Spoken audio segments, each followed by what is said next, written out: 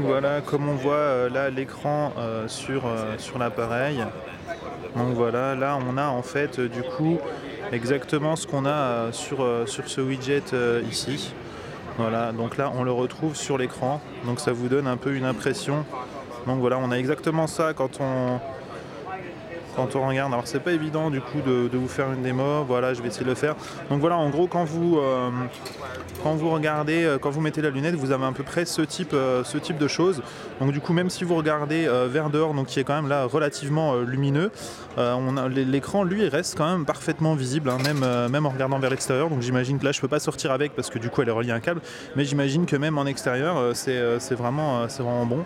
Donc là elle se met en veille tant qu'on n'appuie pas sur un bouton, donc j'imagine que ça c'est un réglage. Voilà, donc là je l'ai rallumé.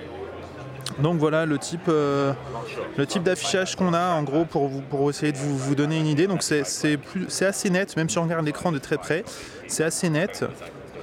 Voilà, et donc du coup vous voyez vraiment les gens, vous voyez vraiment autour de vous, et avec en plus cet écran. Donc voilà, si vous le mettez, là j'arrive pas à le mettre sur le côté de la caméra parce que sinon on le voit plus, mais si vous le mettez sur le côté de votre œil, du coup ça prend vraiment qu'une toute petite partie de votre vision. Donc après au niveau des usages, ça sera vraiment, je le répète, aux développeurs de faire entre guillemets de faire leur travail, c'est-à-dire de proposer du contenu novateur, puisque là on a un SDK, donc je ne connais pas exactement les détails de ce qu'il est possible de faire, mais globalement on peut afficher tout ou une partie de l'écran.